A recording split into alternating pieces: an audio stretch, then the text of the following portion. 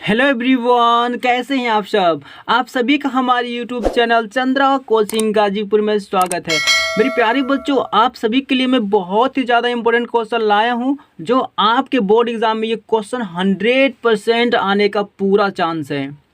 Okay बच्चों, तो चलिए बिना देरी के हुए शुरू करते हैं इस वीडियो को। तो देखिए, आज हम लोग इस वीडियो में पढ़ेंगे प्रकाश के अपवर्तन के नियम।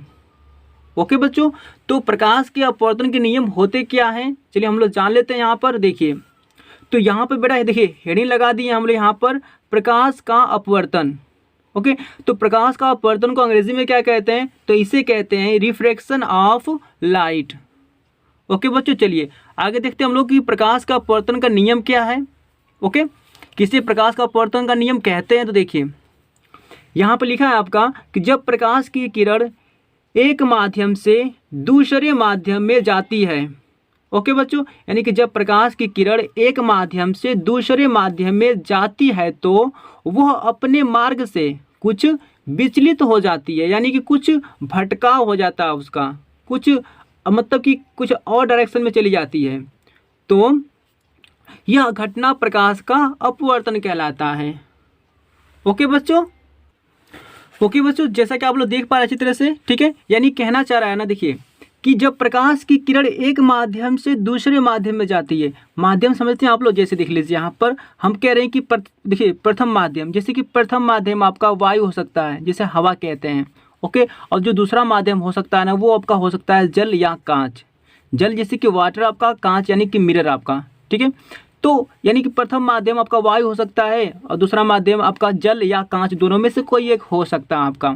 तो वही कह रहा है कि जब प्रकाश की किरण ना हवा से जल या कांच में जाती है, ये कहना चाह रहा है, ठीक है। चलिए इसको अच्छी तरह देख लेते हैं हम लोग, ठीक है बच्चों। तो जब प्रकाश की किरण एक माध्यम से दूसरे माध्यम में जाती है तो वह अपने मार्ग से कुछ विचलित हो जाती है, यह घटना प्रकाश का अपवर्तन कहलाता है।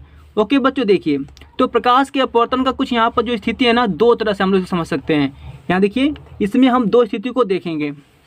कौन कौन स्थिति देखेंगे बच्चों, देखिए जो फर्स्ट स्थिति है ना, वो कह रहा है जब प्रकाश की किरण विरल माध्यम से सघन माध्यम में जाती है तो वह अविलंब की ओर झुक जाती है।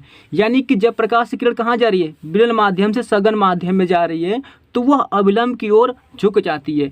देखिए बच्चा, इसको हम फिगर से समझाएंगे आप लोग को, बिल्कुल परेशान मत होइए, ठीक है। चलिए सेकेंड देखिए स्थिति क्या कह रहा है, जब प्रकाश की किरण सघन माध्यम से विरल माध्यम में प्रवेश करती है तो वह अविलंब से दूर हट जाती है। ओके बच्चों, प्रकाश की किरण क्या हो रही है, सघन माध्यम से विरल माध्यम में जा रही है, तो क्या हो रही है, तो वह अविलंब से दूर हट जाती है। चलिए दोनों स्थिति को हम लोग देखेंगे बच्चों। यहाँ पर देखिए, यहाँ पर हम दोनों फिगर को बनाए हैं बच्चों। ओके, ज़्यादा कोई दिक्कत आपको नहीं होगी। देखिए ये स्थिति आपकी थी फर्स्ट, ये स्थिति बच्चा आपकी फर्स्ट स्थिति है, और ये स्थिति आपकी क्या है, सेकेंड स्थिति आपकी है। ओके, देखिए यहाँ देखिए ये कोई मान लीजिए कि देखिए ये कोई आपका कोई सतह था आपका बच्चा, ठीक है, ये सतह आपका है। देखिए ये विरल माध्यम है आपका, ये सघन माध्यम है। विरल माध्यम में आपका हवा हो सकता है, सघन माध्यम में आपका कांच या जल कुछ भी हो सकता है, ठीक है। देखिए बेटा, ये देखिए यहाँ से, देखिए यहाँ से क्या हो रहा है आपका, देखिए किरण यहाँ से आपकी आ रही है, किरण आपकी आ रही है। देखिए किरण को जाना चाहिए था इस मार्ग में। ओके बच्चों, तो देखिए बच्चों यहाँ पे क्या हो रहा है आपका कि प्रकाश की किरण क्या हो रही है, देखिए यहाँ से आ रही है आपकी विरल माध्यम से, देखो सघन माध्यम में प्रवेश कर रही है। ओके, तो इस किरण, देखो इस किरण को जाना चाहिए था एक्चुअल में इस मार्ग में जाना चाहिए था, लेकिन क्या हुई, किरण आपकी थोड़ी सी मुड़ गई है आपकी। देखिए कहाँ मुड़ी है आपकी, ये सीधे बड़ा सीधे आपका ये अविलंब था आपका। ओके, अविलंब था सीधे आपका, अविलंब की तरफ किरण क्या हो रही है, मुड़ गई है आपकी। ओके, यानी देखिए तीर में इस तरह बनाया हूँ आपका कि अविलंब की तरफ किरण आपकी मुड़ गई है। यानी कि देखिए ये स्थिति आपकी फर्स्ट थी। ओके, यानी कि फर्स्ट स्थिति क्या होती है कि जब प्रकाश की किरण विरल माध्यम से, ठीक है, विरल माध्यम से कहाँ आती है आपकी, सघन माध्यम। ये बड़ा सघन माध्यम था ये वाला आपका, तो सघन माध्यम में जो प्रवेश करती है ना, तो क्या होती है वो, तो अविलंब की तरफ झुक जाती है। ठीक है बच्चों, ये क्या हुई, अविलंब की तरफ झुक गई है। ओके, ये थी स्थिति आपकी फर्स्ट। ओके, देखिए सेकेंड स्थिति क्या कह रहा है आपका, देखिए बच्चों ये कोई सतह था आपका। ओके, देखिए ये सघन माध्यम आपका है, सघन माध्यम में समझ लीजिए कि आपका जल या कांच कुछ भी हो सकता है, और विरल माध्यम में आपका वायु हो गया। ओके बच्चों, देखिए जब यहाँ प्रकाश की किरण क्या हो रही है, जब प्रकाश की किरण कहाँ से आ रही है, सघन माध्यम से आती है, किसमें, विरल माध्यम में। देखिए ओके बच्चों, यानी कि जब प्रकाश की किरण क्या हो रही है, सघन माध्यम से विरल माध्यम में प्रवेश कर रही है। तो देखिए जाना चाहिए था किरण को इस मार्ग में, लेकिन वो क्या हुई, हल्का सा देखिए बड़ा इधर मुड़ गई है। वो कहाँ मुड़ गई देखिए, यानी कि अविलंब से दूर हट रही है यहाँ पर। ओके बच्चों, अविलंब देखिए, अविलंब के पास ना आकर ये क्या, अविलंब से दूर हट रही है यहाँ। ओके बच्चों, तो ये क्या है कि ये स्थिति सेकेंड थी किसकी, अपवर्तन की।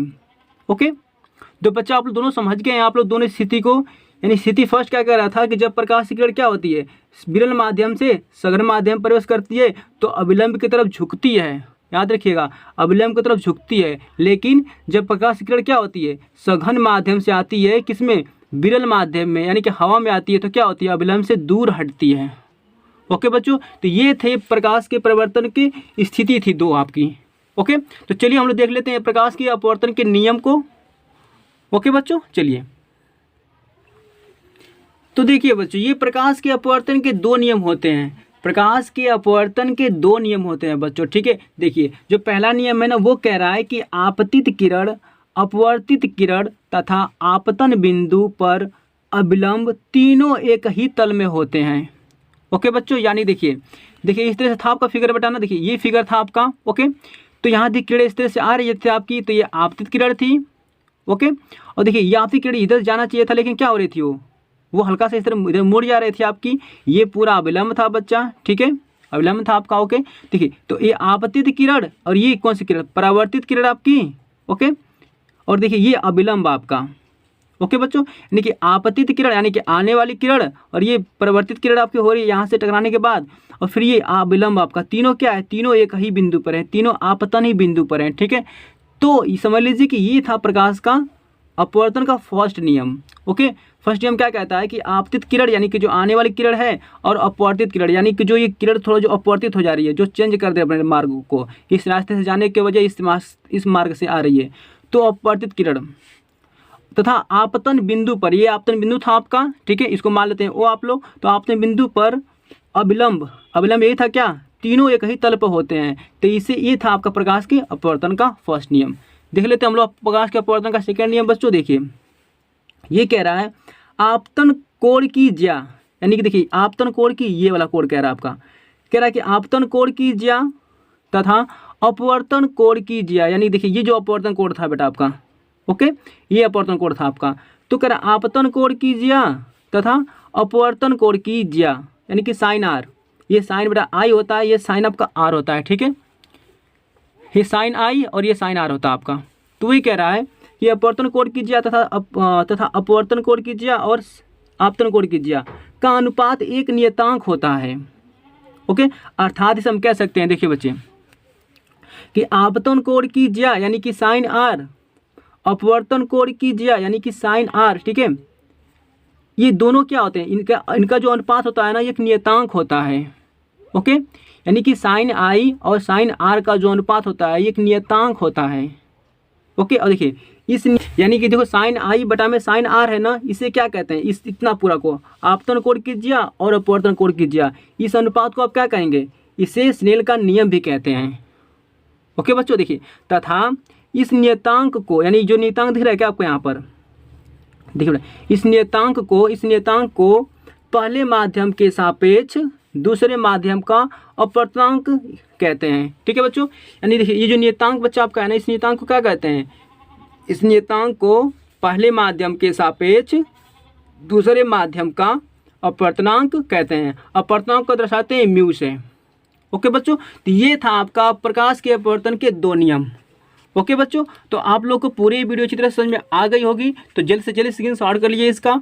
मिलते हैं आपसे नेक्स्ट वीडियो में बच्चों, आज के लिए बस इतना ही। Thank you.